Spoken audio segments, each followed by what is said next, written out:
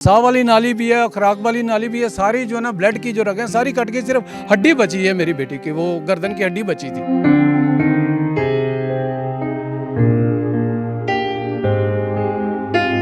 उसकी नंद का किसी बंदे के साथ फेर था, किसी लड़के के साथ फेर था, और बेटी ने मुझे बताया कि पापा ये घर में ये कुछ हो रहा है। जब उसकी मामा बाहर जाती है तो ये पीछे से कालें करती है, लड़के आते हैं। बार बार गए हैं, 4 5 6 बार गए हैं और जाते रहे अपनी बेटी बसाने के लिए। एक बाप अपनी बेटी को बसाने के लिए वहाँ पे सुलह करवा के आ जाता रहा।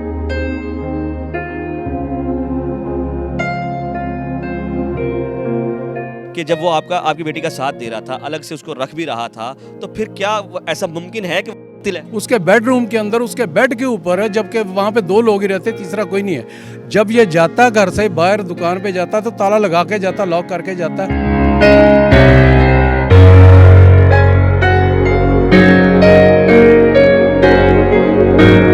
अगर कोई भी इंसान अपनी नस काट लेता है के साथ, ठीक है, एक बार काटेगा, दोबारा काटने की हिम्मत नहीं थी। उसके ऊपर 3 कट लगे हुए हैं।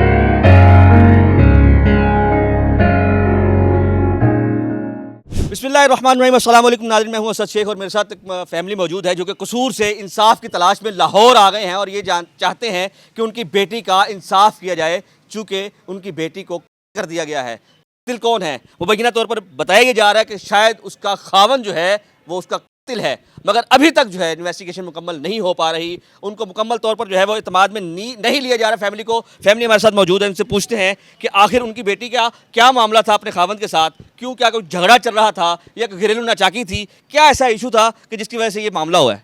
जी अस्सलाम वालेकुम। वालेकुम सलाम।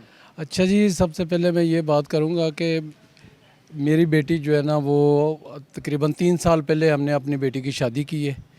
तो उनके ना 5 6 माह बाद जो है ना उनके घर में लड़ाई शुरू हो गई है। उसकी नंद का किसी बंदे के साथ फेर था, किसी लड़के के साथ फेर था, और बेटी ने मुझे बताया कि पापा ये घर में ये कुछ हो रहा है। जब उसकी मामा बाहर जाती है तो ये पीछे से कालें करती है, लड़के आते हैं। फिर मैंने उसको बोला, बेटा अगर कल को ये काम बढ़ सकता है या कोई बाद में ज़्यादा मसला ख़राब हो सकता है, आप ऐसा करो, अपने मियाँ को बताओ। उसने अपने मियाँ को बताया, मियाँ ने उसकी बात पे यकीन नहीं किया। कुछ दिनों बाद मियाँ ने ध्यान रखा था, उसने अपनी बहन से मोबाइल बरामद कर लिया, उसके ऊपर चैट देखी और बाकी मैसेजेस वगैरह देखे। फिर उसने अपनी अम्मी अब्बू को, अपनी फैमिली को इकट्ठा करके गाली गलौज भी किया, उनके साथ लड़ा भी कि हमारे घर में ये खाना हो रहा है, ये सिस्टम हो रहा है, इसका मतलब मेरी बीवी ठीक कहती थी। जब उसने बोला कि मेरी बीवी ठीक कहती, उसकी माँ और उसकी बहन, उन लोगों ने मेरी बेटी के साथ दुश्मनी करनी शुरू कर ली कि इसने जो है ना अपने खामद को क्यों बताया। तो इस तरह जो है ना आहिस्ता आहिस्ता लड़ाइयाँ बढ़ती गई और हमें पता चलता गया। हम जो बार बार गए हैं, 4 5 6 बार गए हैं और जाते रहे अपनी बेटी बसाने के लिए। एक बाप अपनी बेटी को बसाने के लिए वहाँ पे सुलह करवा के आ जाता रहा। बेटी को बोलता रहा, बेटा आप सॉरी कर लो, आप सॉरी कर लो। और लास्ट टाइम ऐसा हुआ कि मुझे कॉल आती है मेरे दामाद की।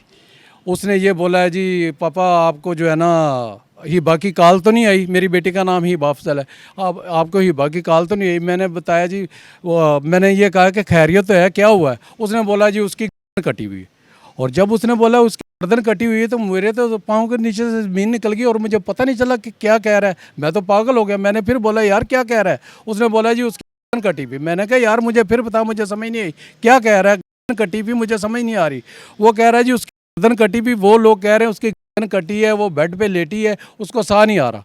मैंने कहा यार वो कौन लोग है? जब आप घर में 2 लोग रहते हैं, अपने घर में 2 लोग रहते हैं तो तीसरा कौन है? उसने बोला जी मैंने रेस्क्यू वाले को बुलाया, 112 पे मैंने कॉल की है, वो लोग हैं। उन्होंने बोला जी इसको तो साह भी नहीं आ रहा है, इसकी तो कटी हुई है। तो मैंने बोला तू किधर है? उसने बोला जी मैं तो दुकान पे था, पहले की रूटीन के मुताबिक जो है ना मैं अभी घर आके देखा तो ये मसला था। आपने बताया कि खावंद एतमाद करता था, आपकी बेटी ने बताया कि नानंद जो है उसका मामला कोई ऐसा चल रहा है। जी जी। और उसके बाद उन्होंने एतमाद किया, फिर उनका तो आपस में ठीक हो गया था ना? नहीं, उनका आपस में नहीं, वो अपनी माँ के पीछे लगता था और बहनों के पीछे लगता था। जब फैमिली जॉइंट फैमिली में रहते थे, खारा पिंड में रहते थे, ठीक है, गांव में रहते थे। उसके बाद फिर इनका जो है ना, इसके प्लाट थे इसके नाम पे, लड़के के नाम पे, मेहरान के नाम पे। इसने वो प्लाट बेच के, गाड़ी बेच के, इसने अपनी दुकान के पास एक प्लाट ले लिया कसूर शहर में, खारा चुंगी में, जो जहाँ पे ये वकूआ हुआ है। तो उसने वो लेके प्लाट तो उसने रजिस्ट्री अपने नाम पे करवा ली। उसकी वालदा को पता चला, उसने लड़ाई डाल ली। उसने बोला कि तू अपने नाम पे क्यों करवा सकता है, जब तुम्हारा दूसरा भाई भी है, तुम अपने अब्बू के नाम पे करवाता या दोनों भाइयों के नाम पे करवाता, जब मुश्तरका था ये सारा सिस्टम। उसने बोला जी मेरा जो है ना अपनी मैं जो समझ पा रहा हूँ, वो अगर चाहता था तो अपना घर बसाने के लिए सब कर रहा था, गाड़ी बेच दी, चीज़ें कर दी। हम किसी के भी फेवर नहीं कर रहे। जी जी जो भी है अल्लाह उसको जो है कैफरे किरदार तक पहुँचाए, उसको सामने लाना चाहिए और उसको जो है कड़ियाँ लगानी चाहिए, उसके साथ जो है वो जो सज़ा है उसको मिलनी चाहिए। मैं ये समझना चाह रहा हूँ कि जब वो आपकी बेटी का साथ दे रहा था, अलग से उसको रख भी रहा था, तो फिर क्या ऐसा मुमकिन है कि कातिल है? नहीं, सुन लेना, उसकी माँ को पता चला रजिस्ट्री का। उसने बोला अभी मेरे घर से निकल जाओ। रात 12 बजे का टाइम, उसने बोला सामान उठाओ मेरे घर से निकल जाओ। इसने 3 दिन का मिन्नतें करके 3 दिन का टाइम लिया। फिर इसने मकान रेंट पे ले लिया कसूर शहर में, वहाँ पे रहने लगा। फिर इसने मकान बनाया अपना गवर्नमेंट से कर्जा लेके 3 माह के अंदर अंदर।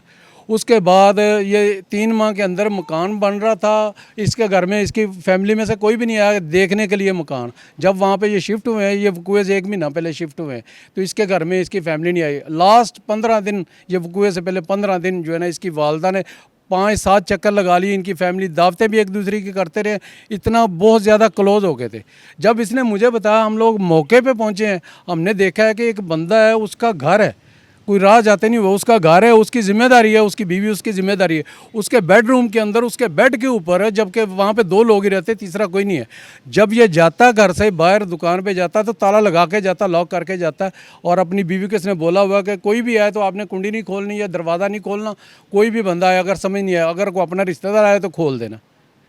तो अगर कोई गैर बंदा अंदर ऐसे दाखिल ही नहीं हो सकता, घर में कोई ऐसी जगह ही नहीं है। मुमकिन है अफजल साहब के बेटी ने जो है वो दिल बर्दाश्ता हो गई हो, परेशान हो के खुद से कुछ ऐसा कदम उठा लिया हो?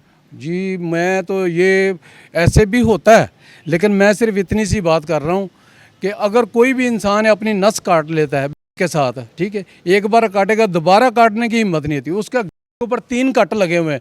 कोई भी इंसान एक बार कट लगा के दोबारा कट लगा के दिखाए, और इतना उसकी साह वाली नाली भी है, खुराक वाली नाली भी है, सारी जो है ना ब्लड की जो रगें सारी कट गई, सिर्फ हड्डी बची है मेरी बेटी की, वो गर्दन की हड्डी बची थी।